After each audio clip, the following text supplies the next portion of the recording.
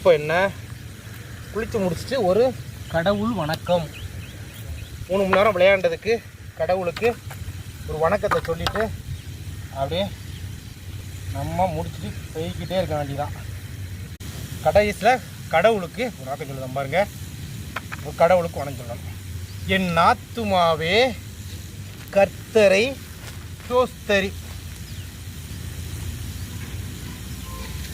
என் முழு உள்ளமே அவருடைய பரிசுத்த நாமத்தை ஸ்தோத்தரி.